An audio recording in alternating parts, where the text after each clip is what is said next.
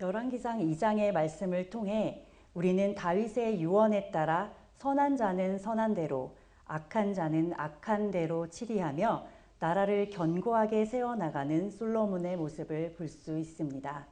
또한 다윗의 유언과 상관없이 자신의 죄로 가장 먼저 죽임을 당한 어리석은 아도니아의 최후와 평생을 충성하며 하나님과 다윗을 진심으로 섬겼지만 마지막 선택을 잘못함으로 인해 추방을 당하고 말았던 아비아달의 모습도 볼 수 있었습니다. 요즘 한창 아시안컵이 진행되고 있는데 2시간이 채 되지 않는 축구 경기를 보며 열왕기상 2장에 등장하는 사람들 생각이 많이 났습니다. 축구를 보다 보면 골을 넣고 기뻐하는 순간도 있고 상대팀의 공격을 막으며 위기를 벗어날 때 생기는 그 기회의 순간들도 있습니다. 그리고 패배의 그림자가 짙게 깔린 마지막 후반전 그 추가 시간에 극적인 동점골로 다시 한 번의 기회를 얻는 모습을 보면서 심판이 경기 종료 휘슬을 불 때까지 경기는 끝난 게 아니라는 것을 다시 한번 보게 됩니다. 오늘 살펴보게 될 요압과 시므이의 삶 역시 그러했습니다. 우리는 성경의 모든 결말을 알고 보기 때문에 그들을 악한 자야. 그러니까 그들이 자신의 그 악한 행실 그대로 보응을 받는 것이 당연해. 이렇게 쉽게 생각할 수 있겠습니다. 하지만 역으로 생각해 본다면 악인이 죄를 저지른 그 즉시 죽임을 당하지 않고 그들의 죽음이 잠시 뒤로 미뤄지는 것을 보면서 그들이 살아가며 기회를 얻고 있음을 보게 됩니다. 역대상 11장 6절 다윗이 이르되 먼저 여부스 사람을 치는 자는 우두머리와 지휘관으로 삼으리라 하였더니 수르야의 아들 요압이 먼저 올라갔으므로 우두머리가 되었고. 먼저 요압이란 인물에 대해 살펴보겠습니다. 성경은 요압을 소개할 때 항상 그 앞에 수르야의 아들이다 라고 수식어를 붙이는데 이 수르야는 다윗의 누이입니다. 그러니까 요압은 다윗의 조카로 그의 형제인 아비새와 아사헬 그들과 함께 다윗이 왕위에 오르기 이전부터 다윗을 따르며 섬겼습니다. 그는 여호수아 이래에 단 한 번도 정복된 적이 없었던 여부스, 즉 예루살렘 성을 정복하여 군사로서의 탁월한 능력을 인정받았습니다. 그래서 다윗의 군대 장관이라는 요직을 차지하기도 했습니다. 그는 다윗과 함께 수많은 전쟁터를 누비며 다윗의 전쟁을 승리로 이끌었던 1등 공신입니다. 다윗이 통일 왕국을 이루고 이스라엘을 강대국으로 만드는데 혁혁한 공을 세운 그는 다윗의 명령이라면 그것이 불합리하거나 이치에 맞지 않더라도 무조건 순종하는 그런 사람이었습니다.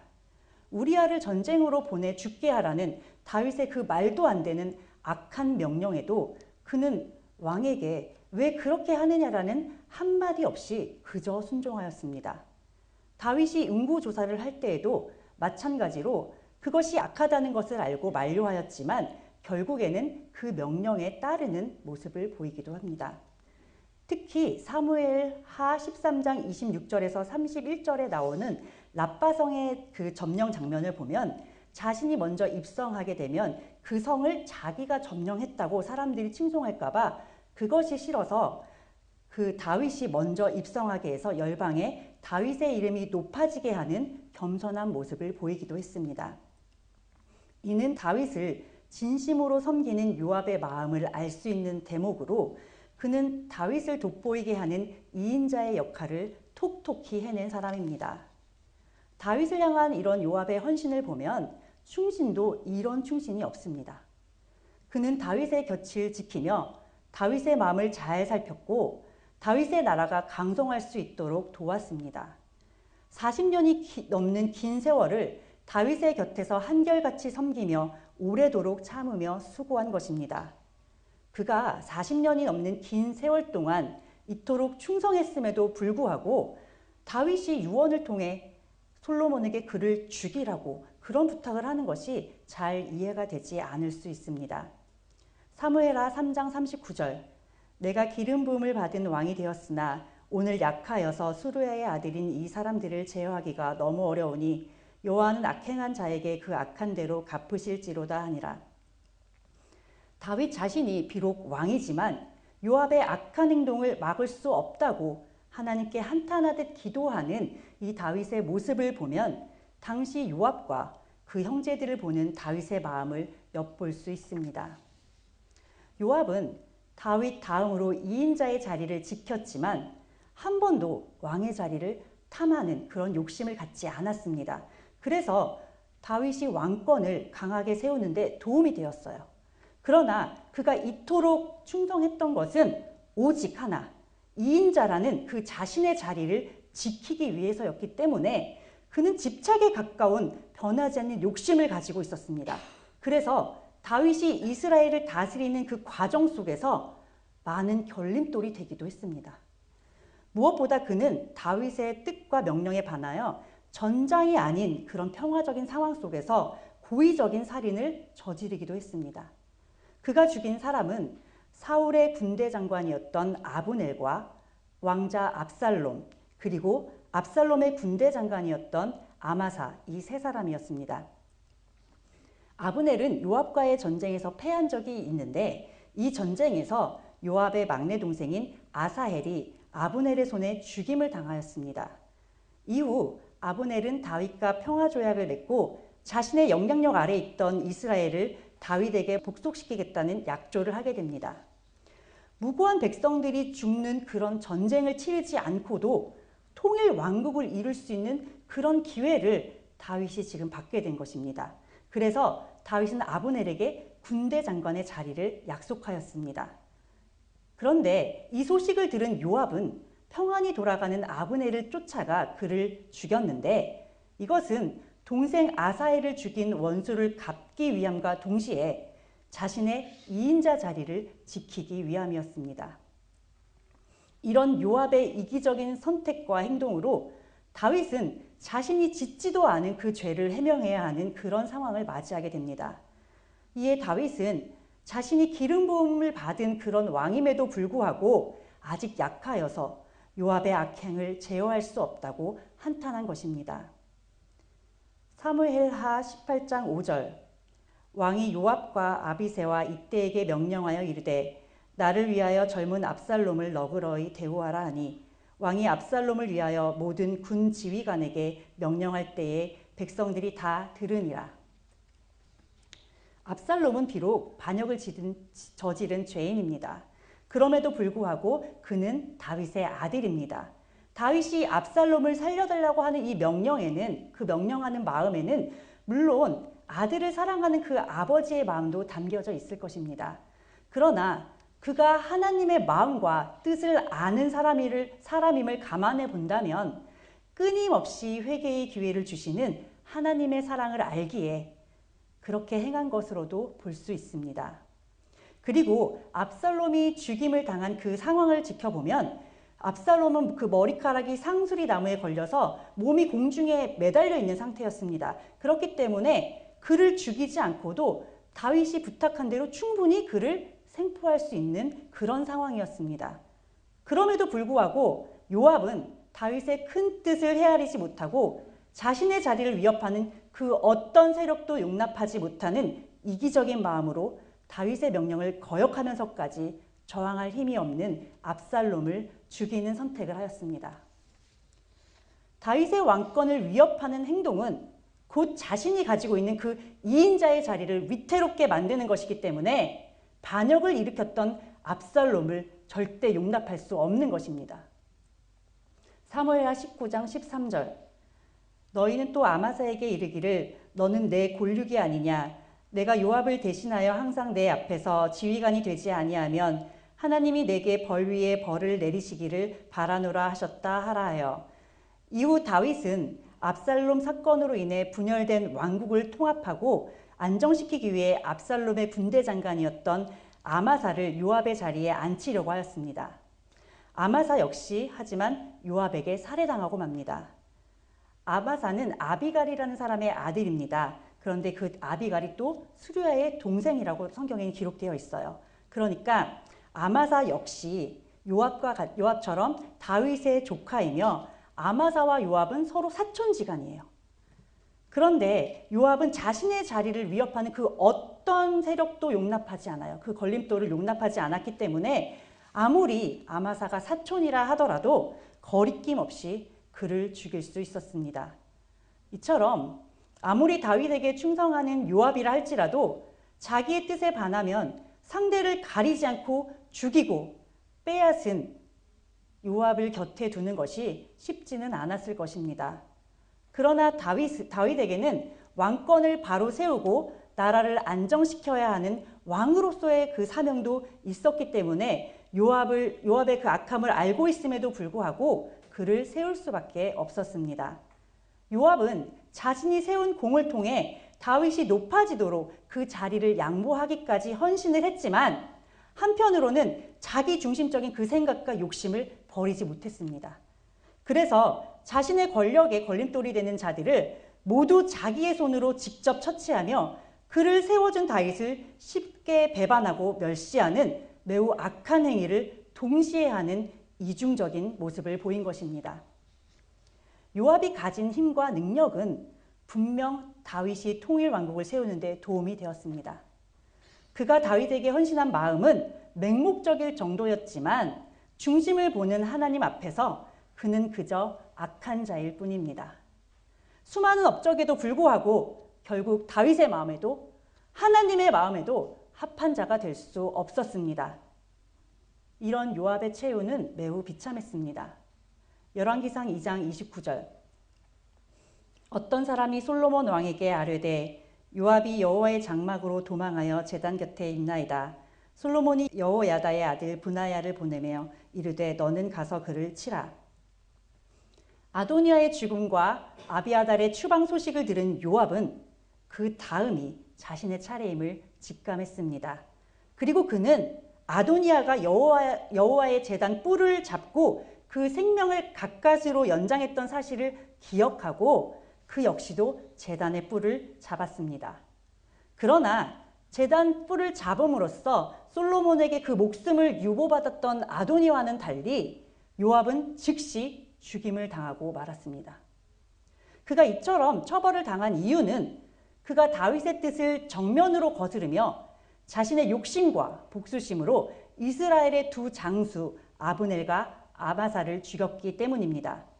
출애굽기 21장 13절에서 14절에 보면 살인자를 구제해 줄 수 있는 규례가 나오는데 오직 고의가 아닌 실수로 사람을 죽인 자는 제단을 그 도피죄로 삼을 수 있다고 나와 있습니다.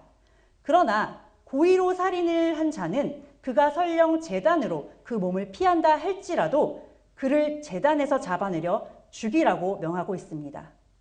따라서 저항할 의지가 없었던 아브넬과 아마사 그리고 압살롬을 고의로 죽였던 요압은 제단의 뿔을 잡아도 구제를 받을 수 없었던 것입니다. 사무엘하 16장 13절 다윗과 그의 추종자들이 길을 갈 때에 시므이는 산비탈로 따라가면서 저주하고 그를 향하여 돌을 던지며 먼지를 날리더라. 시므이는 사울의 근친입니다. 그리고 그 가문에서는 큰 영향력을 가진 지도급 인사였습니다. 다윗이 압살롬을 피해 피난길에 올랐을 때 그가 다윗에게 퍼부은 저주가 얼마나 지독하고 심했던지 아비새는 그를 죽이겠다 하였고 다윗은 그 저주로 인해서 하나님이 자신을 불쌍히 여기시기를 바란다 말할 정도였습니다. 이처럼 다윗은 자신의 손으로 시므이를 직접 벌하지는 않았는데 그 이유는 그는 시므이를 통해 저주의 말을 듣게 하신 것도 하나님께서 허락하셨기 때문에 가능한 것이라 생각하는 큰 믿음을 가진 자였기 때문입니다. 여기서 우리가 한 가지 눈여겨봐야 할 것은 시므이가 믿음의 사람인 다윗에게 악한 저주의 말을 퍼부을 때 그는 이미 아비사에게 있어서는 죽을 죄를 지은 죄인이라는 점입니다. 그러나 그는 선한 다윗의 믿음으로 말미암아 그가 용서받고 삶의 기회를 다시 얻은 줄도 모르는데 생명을 부지할 수 있었던 것이에요. 그가 비록 다윗 덕분에 생명을 부지한지 스스로는 전혀 알지 못하는 그런 상태였지만 다윗에게 생명을 빚진 자가 된 것입니다. 그리고 이것은 동시에 그에게 돌이킬 수 있는 기회의 시간이 주어졌음을 뜻합니다. 또한 여기서 시므이가 간과했던 것이 한 가지가 있었는데, 그것은 저주가 임하기 위해서는 다윗이라는 사람이 그 저주를 받을 수 있는 그릇이 있어야 됩니다. 즉 하나님 앞에 다윗이 잘못한 것이 있어야 그가 했던 저주가 다윗에게 임하는 거란 말이죠. 그런데 다윗은 강한 믿음으로 무장을 하고 있는 사람이었기 때문에 그가 다윗에게 퍼부었던 그 저주는 오히려 시므이 자신이 받게 되는 것입니다. 이후 시므이는 다윗이 황궁할 때 급히 다윗을 맞으러 나오는데, 이때 그가 혼자 나오지 않고 자기 지파인 베냐민 사람 1000명과 함께 다윗에게 나와서 전에 자신이 저주했던 말과 행동을 마음에 두지 말고 살려달라는 간청을 하였습니다. 진심으로 자신의 죄를 뉘우치는 마음으로 회개를 해야 하는 그 순간에조차도 시므이는 1000명의 백성과 함께 나아가면 다윗이 나를 용서해 주기가 좀 더 수월하지 않을까라는 그런 얄팍한 계산을 하며 오직 자신의 생명을 구하기 위해만 급급한 모습을 보인 것입니다. 사무엘하 19장 22절, 다윗이 가로되 스루야의 아들들아, 내가 너희와 무슨 상관이 있기에 너희가 오늘 나의 원수가 되느냐? 오늘 어찌하여 이스라엘 가운데에서 사람을 죽이겠느냐? 내가 오늘 이스라엘의 왕이 된 것을 내가 알지 못하리오 하고, 또다시 이런 시므이의 모습을 본 아비새는 분노하며 여호와의 기름 부으신 자를 저주한 시므이를 마땅히 죽여야 한다고 했으나 다윗은 또 한 번 아비새를 만류합니다. 왕위를 회복하는 중요한 순간에 사울의 친족인 시므이를 죽이는 것은 나라를 또다시 분열시키는 일이기 때문에 다윗은 자신의 개인적인 감정을 초월하여 왕으로서 자신의 사명에 더 충실하였던 것입니다. 이러한 다윗의 행동을 압살롬의 반란 이후에 민심을 수습하기 위한 정치적인 행보로 보는 그런 입장도 있습니다. 그러나 우리는 영적으로 하나님을 온전히 신뢰한 다윗이었기에 할 수 있었던 행동으로 보시는 것이 훨씬 더 유익할 것입니다. 마태복음 10장 13절, 그 집이 이에 합당하면 너희 빈 평안이 거기 임할 것이요 만일 합당하지 아니하면 그 평안이 너희에게 돌아올 것이니라.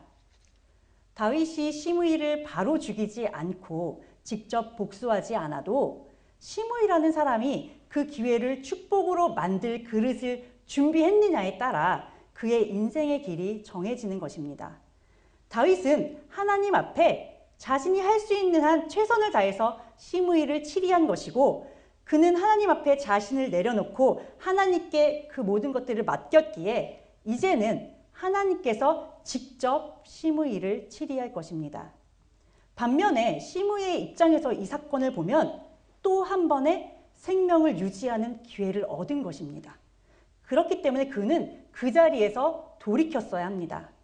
하나님의 기름 부음 받은 자를 저주한다라는 것은 곧 하나님을 멸시하고 조롱하는 행위입니다. 이는 아비새의 말처럼 절대로 용서받을 수 없는 그런 큰 죄예요. 만약 그가 이런 자신의 죄가 얼마나 큰 것인지 깨닫고 또 남은 인생을 하나님 앞에 무릎 꿇고 진심으로 회개하고 돌이키기 위해서 기도하는 삶을 살았다면 어땠을지 참으로 안타깝습니다. 그러나 처음부터 하나님의 뜻에는 관심이 없었고 자신의 안위에만 관심이 있었던 시므이는 그가 다윗에게 퍼부었던 그 저주의 말이 자신에게 임하는 그런 안타까운 최후를 맞이하게 됩니다.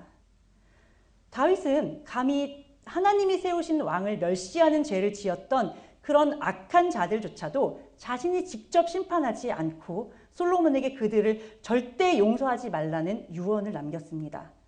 다윗이 힘이 없어서 요압이나 시므이와 같이 악한 자를 자기의 힘으로 심판하지 않은 것이 아닙니다. 자기가 힘이 없어서 그걸 아들에게 부탁한 것이 아니에요. 통일 왕국을 세워나가는 그 과정 속에서 굳이 불필요한 피를 흘리지 않기 위함이며, 그렇게 함으로써 악한 자들은 다시 한 번 더 기회를 얻게 되는 것입니다.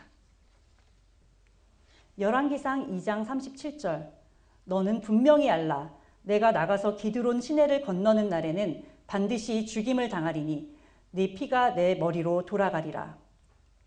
솔로몬 역시 시므이를 바로 처형하지 않았습니다. 그에게 다시 한 번의 기회를 주는 거예요. 솔로몬의 영향력 아래에 있는 예루살렘이란 그 성으로 사는 곳을 한정하고 그곳을 벗어나는 즉시 죽음을 당하리라고 하였습니다. 앞서 요압과 아비아달의 그 비참한 최후를 지켜보았던 시므이는 솔로몬이 자신을 불렀을 때 어쩌면 이미 자신의 죽음을 직감했을 것입니다. 그런데 솔로몬이 자신을 바로 처형하지 않고 예루살렘에서 살라고 명령하니까 너무 기쁜 거예요. 왕의 말대로 너무 기뻐하면서 따르겠다고, 너무 좋다고 그렇게 대답합니다. 하지만 악인들은 아무리 기회를 받아도 변하지 않기 때문에 결국 돌고 돌아 최후의 자리에 앉게 되고야 마는가 봅니다. 솔로몬과의 약속을 처음에는 기쁘게 받은 시므이였지만 3년이라는 시간이 지난 뒤 도망친 종들을 잡기 위해 예루살렘을 떠나는 그런 어리석은 행동을 하고 맙니다. 그는 3년이라는 시간 동안 왕의 명령에 충성하며 살아왔고 또 종들만 찾으면 금방 돌아올 것이기 때문에 잠깐 예루살렘을 떠나는 그 정도쯤은 괜찮지 않을까 하는 안일한 생각을 했습니다.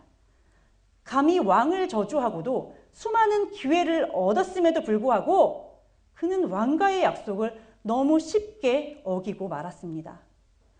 시므이는 성경에 나오는 다른 그런 악인들과 마찬가지로 은혜를 가볍게 여겼고 맹세를 소홀히 여겼습니다.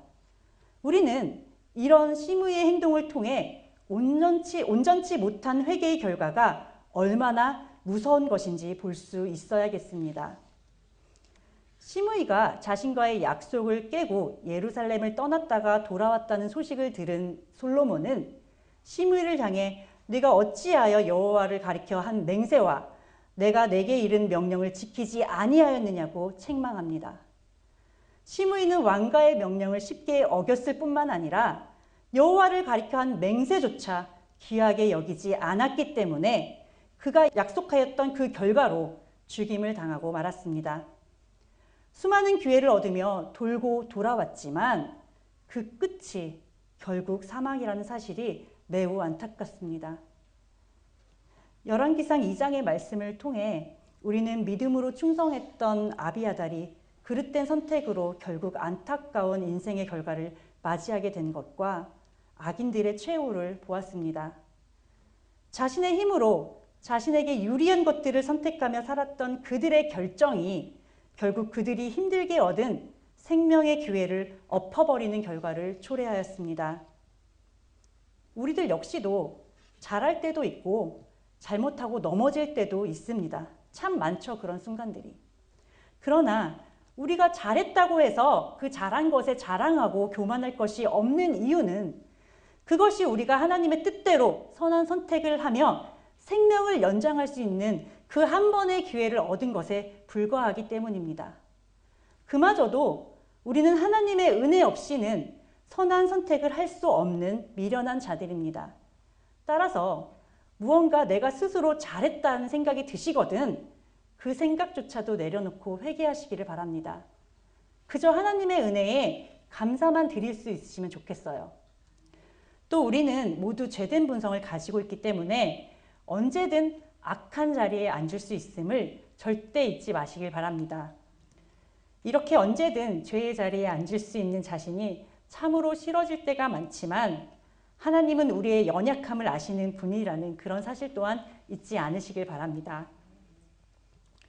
우리는 연약함과 그로 인해 반복되는 실수와 그릇된 선택조차도 하나님께 맡기고 연약함을 이겨내고 죄를 다스릴 때에 그 마음과 행동을 하나님은 칭찬하시고 사랑해 주실 것입니다.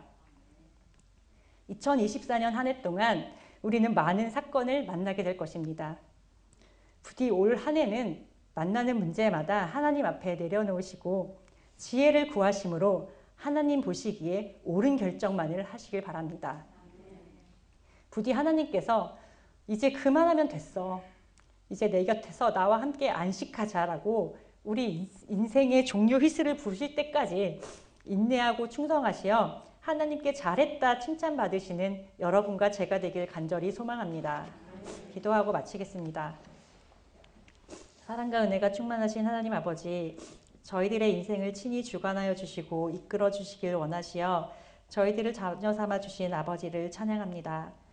그러나 저희들의 마음속에는 늘 주님을 찬양하고 감사하는 마음과 함께 세상을 향한 욕심이 공존하고 있음을 고백합니다. 사도 바울과 같이 날마다 죽는 자로 주님 앞에 서겠다 다짐해보지만 어느새 크게 자라난 세상의 욕심이 저희의 약한 믿음을 위협할 때가 너무나도 많습니다. 주님, 저희를 불쌍히 여겨주시기를 소망합니다. 인생의 마지막에 주님 앞에 서는 날까지 근신하고 깨어서 오직 주님의 말씀 안에 순종하는 하루하루를 살아갈 수 있도록 저희들의 삶을 주관하여 주시옵소서. 말씀이 삶으로, 삶은 예배로 드리며 각자의 자리에서 선한 영향력을 끼칠 수 있는 저희 물질기교회 성도들이 되길 간절히 소망하며 예수 그리스도의 이름으로 기도드립니다. 아멘.